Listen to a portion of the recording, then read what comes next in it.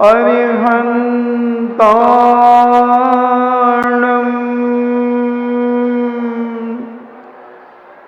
इनमो सिद्धाणम्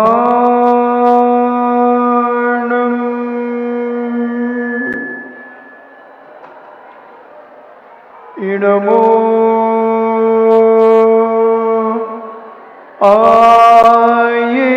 आयर्याणम्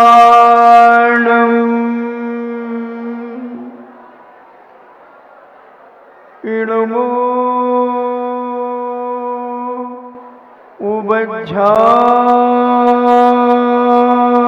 उबज्झायाणम्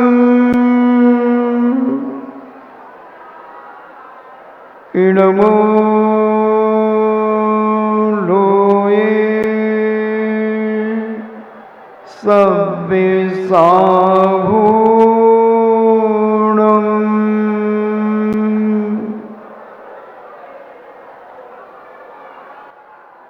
पंच परमेष्टि भगवान की अहिंसामयी बीतराग विश्व धर्म की देवादिदेव 1008 आदि ब्रह्मा आदि स्व श्री आदिनाथ भगवान की देवादिदेव 1008 चिंतामणि घोर उपसर्ग विजेता श्री पार्श्वनाथ भगवान की देवादिदेव 1008 शासन नायक बालु ब्रह्मचारी भगवान महावीर स्वामी की परम पूजनीय आचार्य श्रोमणि गुरुवर श्री कुंद कुंद महामुनिराज की परम पूजनीय आचार्य श्रोमणि गुरुवर श्री विद्यासागर जी महामुनिराज की परम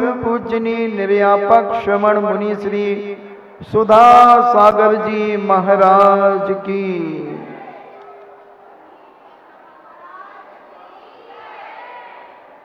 चर्चा चल रही है। उपकारी के उपकार को कभी भूलना नहीं चाहिए। अगर हम उपकारी के उपकार को भूलते हैं तो हम कृतघ्नी कहलाते हैं, बहुत निकृष्ट माने जाते हैं, बहुत गिरे हुए पतित व्यक्ति वह माना जाता है कि जो अपने जीवन में उपकारी के उपकार का विस्मरण कर देता है।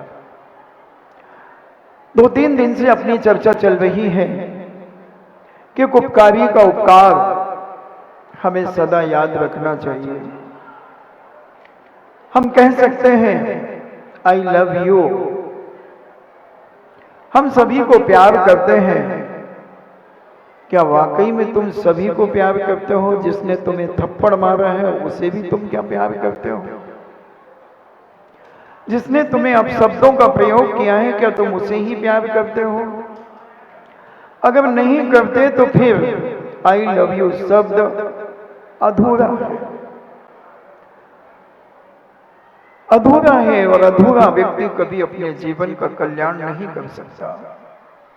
हमें जब तक संपूर्णता हमारे अंदर प्रकट नहीं होगी, जब तक हम संपूर्ण अपने जीवन में प्राणी मात्र के प्रति दया, प्रेम, वात्सल्य, करुणा, अपनत्व, प्यार नहीं करेंगे भक्तों, जब तक जैनाचार्य कहते हैं, संत महंत भगवंत कहते हैं कि तुम्हारे जीवन का कल्याण होना असंभव सा लगता है। कल्याण हर व्यक्ति चाहता है, ऐसा दुनिया में कोई व्यक्ति नहीं है जो कल्याण नहीं चाहता, मगर वो एक कल्याण के कार्य नहीं करने के कारण जीवन भर दुखी रहता है। कई बार माँ बच्चे से दुखी रहती है, बच्चा माँ से दुखी रहता है। पति से दुखी रहती है तो पत्नी, पति से दुखी तो पति पत्नी से दुखी रहता है। क्योंकि वो एक दूसरे के महत्व को नहीं पहचानने के कारण, एक दूसरे की गरिमा को नहीं जानने के कारण, कर्तव्यता को नहीं जानने के कारण वह दुखी हो रहे हैं। अगर वो अपना कर्तव्य याद कर लें कि हमने शादी क्यों की थी, अगर वो महिलाएं वहां की विचार कर लें कि हम मंदिर क्यों आए थे, तो वो बातें करना अपने आप बंद कर देंगे। मगर उन्हें पता ही नहीं है कि हम मंदिर क्यों आए थे। वो तो यूं घूमने आए थे, आज संडे का दिन था तो उन्होंने कहा चलो आज नन्हे मंदिर चलते हैं। इसलिए उन्हें पता ही नहीं कि प्रवचन का महत्व क्या होता है। वो अपने राग रंग में मस्त है। ऐसे व्यक्ति महान तीव्र कर्म का बंद करके मंदिर से चले जाते हैं। कई बार लोग कहते हैं कि महाराज जी मंदिर बहुत सारे लोग आते हैं, मगर कुछ लोग इतनी हरकतें मंदिर के अंदर कर देते हैं, क्या उन्हें पाप नहीं लगता? और वो अपने आप को बड़ा धर्मात्मा मानते हैं। जब 4 महिलाएं बैठती हैं, अभी मैं आज तो मंदिर गई थी, 3 घंटे मंदिर में रही, तो क्या किया 3 घंटे? 3 मिनट तो हमने 3 वेदियों के दर्शन किए और हमने 2 घंटे 57 मिनट तक अपनी सहेलियों से बैठ करके घर गृहस्थी की चर्चा की, कॉलोनी की चर्चा की। तो क्या हमें पाप लगेगा? हम 3 घंटे घर छोड़ करके गए, स्कूटी से गए। नहीं, आज तो स्कूटी से नहीं गए, आज पप्पू के पापा कार लेकर के गए थे, आज कार में गए थे। हमने इतना पेट्रोल खर्च किया और पता चला कि मरकर के वो दोनों महिलाएं नरक में सड़ रही हैं। जब किसी अवधि ज्ञानी ने पूछा कि हमारी माँ, उनसे पूछा किसी मुनिराज से कि हमारी माँ 3-3 घंटे मंदिर में रहती थी, साधु संतों के पास भी जाती थी, मर के कहां गई होगी? तो पूज्य ने कहा तेरी मां नरकों में सड़ रही है बेटा। क्यों?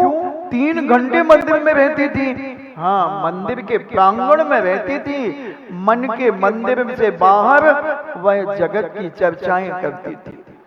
वह भाग देश की चर्चा में इतनी तल्लीन रहती थी कि उसे प्रवचनों से, भगवान से, देव शास्त्रों से कोई मतलब नहीं रहता था। शरीर तो उसका बैठा रहता था, मगर मन उसका सारी दुनिया में घूमता रहता था। एक उदाहरण देकर के समझाने का प्रयास करूंगा। 2 मित्र थे, बहुत अच्छे घनिष्ठ थे। एक जिनालय जाता था और एक वेश्यालय जाता था। एक जिनालय जाता था, एक वेश्यालय जाता था। दोनों अपने घर से निकलते थे, प्रातः काल भी निकलते थे तो जिनालय में जाकर एक मित्र जिनेंद्र भगवान का अभिषेक करता था, एक पूजन करता था, अभिषेक करता था, स्वाध्याय करता था, सब कुछ करता था। और दूसरा मित्र वेश्यालय में जाकर के पंचदियों के विषयों में लिप्त रहा करता था। दोनों शाम को पुनः मिलते थे, अपने अपने घर चले जाते थे। बहुत दिनों के बाद जो वेश्यालय जाता था उसके पैर में एक इतना बड़ा कील लगी जो आर पार निकल गई।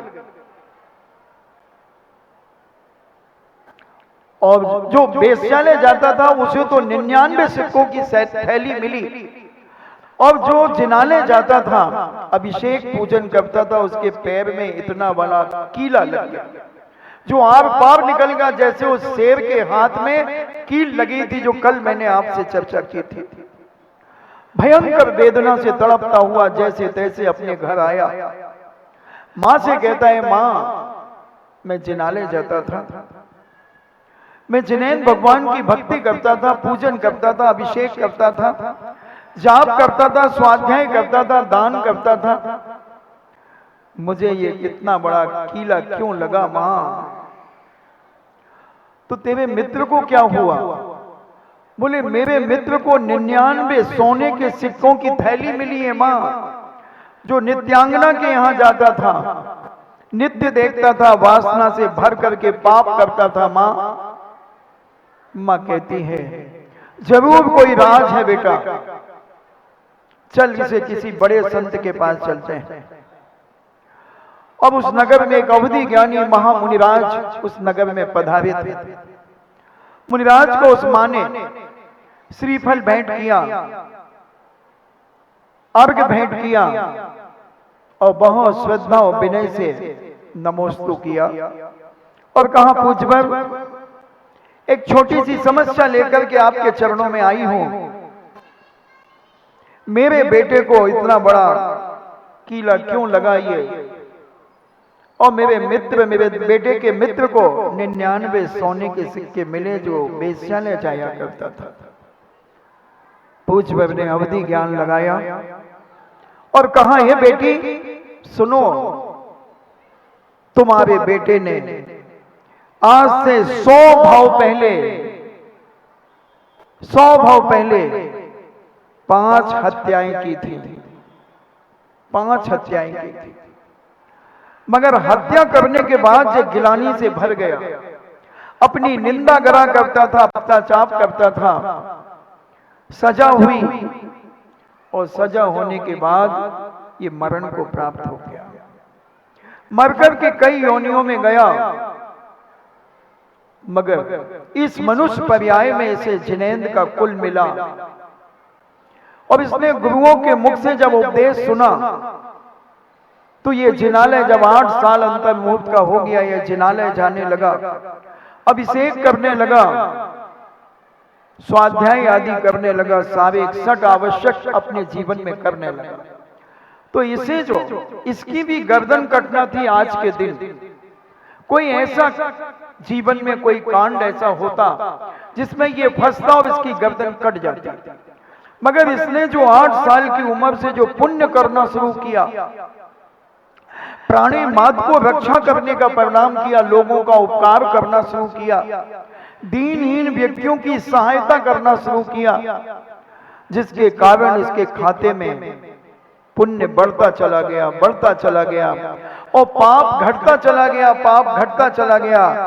मगर हत्या तो की थी, तो कर्म तो कहता है कर्म का फल तो मिलेगा, वो तो कोई बचा नहीं सकता, मगर कम जरूर हो जाएगा। और कम इतना हो गया, इतना कम हो गया कि इसे एक कील के द्वारा उस कर्म को खत्म हो गया। 5 हत्याओं का 5 इंची के कीले से खत्म हो गया। और जो वेश्यालय जाया करता था और उसे 99 सोने के सिक्के में संतोष करना पड़ा। तो ऐसा क्यों हुआ प्रभु? बोले ये बहुत होनहार बच्चा था और इस राज्य के राजा ने विचार किया था कि मेरी संतान नहीं है, मैं जब ये 8 साल का हो जाएगा तो मैं इसे गोद लेकर के और राजकुमार बनाऊंगा, बड़े धूमधाम से इसका राज्याभिषेक करा करके युवराज पद से विभूषित करूंगा और मैं जब मुनि दीक्षा लूंगा तो इसे राजा का पद देकर अपना कल्याण करूंगा और इसे सारा राजपाट इसके नाम से करूंगा। मगर इसकी हरकतें, इसका दुराचार, इसके पाप अत्याचार, पर स्त्री गामीपना, नित्यांगनाओं के यहां जाना, वेश्याओं के नित्य देखना, आदि आदि जो दुराचार किया, उसके कारण इसका पुण्य क्षीण होता चला गया, पुण्य क्षीण होता चला गया। मगर जन्म से इतना पुण्य लेकर के आया था, इतना पुण्य की राजयोग था इसके हाथ में, इसकी रेखाएं राजयोग बताती थी कि ये राजा का योग है और ये राजा बनेगा। मगर केवल एक आयु की रेखा छोड़ करके सारी रेखाएं घटती बढ़ती रहती हैं। तिल मस्से बदलते रहते हैं बंधुओं, तिल मिस्से बदलते रहते हैं। आज हैं, कुछ दिनों के बाद मिट सकता है, कुछ दिनों के बाद और बढ़ सकता है। जैसे जैसे परिणाम तुम्हारे निर्मल और पवित्र होंगे, तुम्हारा ओरा बनेगा, तुम्हारा तिल मस्से आदि शुभ लक्षण तुम्हारे शरीर में उत्पन्न होते रहेंगे। और जैसे जैसे पाप बढ़ेगा, कसाई में तुम बढ़ोगे, तो वो क्षीण होते रहेंगे। जिसके पुरुष के सीधे हाथ में तिल हुआ मुट्ठी बंद हो जाए, वो करोड़ों से खेलता है, और जिसके उल्टे हाथ में तिल हुआ मुट्ठी बंद हो जाए तो वो करोड़ों को मिटाता रहता है। जिस पुरुष के यूं पैर चलते हैं वो करोड़पति की श्रेणी में आता है, और जिस महिला के यूं पैर चलते हैं वो खर्चीली होती है। बहुत सारे लॉजिक ज्योतिष शास्त्र के अनुसार दिए गए, और जिस महिला के सीधे हाथ में तिल और मुट्ठी बंद हो जाए तो वो भी बहुत खर्चीली होती है। और जिसके पेट में तिल हो वो खबोड़ी होती है, खबोड़ा होता है। उसे अच्छा अच्छा खाने में बड़ी इच्छा होगी, खूब खाएगा, कहीं से भी जुगाड़ करके खाएगा, मगर खाएगा। बड़ी तीव्र इच्छा होती है। तो ऐसे ज्योतिष का बहुत सारा विषय शुभ अशुभ के कार्य होते हैं। तो एक आयु रेखा होती है जो कम ज्यादा नहीं होती, मगर सारी रेखाएं बदलती रहती हैं। जो योग राजयोग की रेखा थी वो क्षीण होती चली गई और मात्र 99 सिक्के में इसे संतोष करना पड़ा। काश ये राजा का राजकुमार गोद ले लिया जाता तो आज ये स्वयं राजा होता। राजा के पास वैभव कितना होता, उसका मालिक होता। उपकार करो बंधुओं जीवन में, ऐसे उपकार करो अपने जीवन में कि लोग तुम्हें मरने के बाद भी तुम्हें जिंदा रखें। आज तो ये दशा है कि जिंदा में भी तुम्हें मार देते हैं लोग, और मैं कह रहा हूं कि मरने के बाद भी तुम जिंदा अगर रहना चाहते हो तो रह सकते हो। तुम्हारे हाथ में है सब कुछ कि मरने के बाद भी हम अमर हो सकते हैं। मगर हमारे अंदर उपकार करने का परिणाम जागृत नहीं होता। वह सिंह की बात कल चल रही थी कि जब सिंह ने अनेक लकड़ियों के गट्ठे लकड़हारे के घर में पटकता चला गया और लकड़हारा उनको बेच बेच करके बहुत संपन्नता की ओर बढ़ गया। शादी में बुलाया सिंहराज को, और सिंहराज रिसोर्ट में शादी होना थी, मगर सामूहिक शादी करने की बात जब आई, कल अपन चर्चाएं बड़े विस्तार से कर चुके थे, तो पंचों ने कहा कि नहीं, जितना पैसा रिसोर्ट में हम खर्च करेंगे उतना पैसा हम अपने गांव में शादी करेंगे, अपने गांव को दुल्हन सा सजा देंगे। आने वाले अतिथि कम से कम हमारे गांव का नाम रोशन करेंगे। और गांव में ही शादी हुई।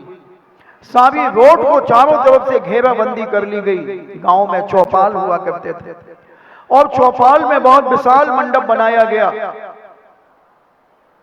सभी के रिश्तेदार वहां पधारे। सिंहराज ने कहा कि मुझे भी निमंत्रण आया है, मुझे भी कार्ड आते हैं, शादी के कार्ड हम लोगों के पास भी आते हैं। एक साल में कम से कम 50-60 कार्ड हमारे पास आते हैं। महाराज जी आपके पास कार्ड आते हैं? हाँ। तो इससे क्या होता है? मध्य प्रदेश के लोग शायद नहीं जानते कार्ड कैसे देना चाहिए। कोई भी मांगलिक कार्यक्रम जब तुम्हारे घर में या परिवार में या रिश्तेदार में होता है तो कर्तव्य है जैनी का कि सबसे पहले वह कार्ड श्री सम्मेद शिखर जी भेजना चाहिए, जो शाश्वत सिद्ध क्षेत्र है। शाश्वत का मतलब है कि कभी नष्टता को प्राप्त नहीं होगा।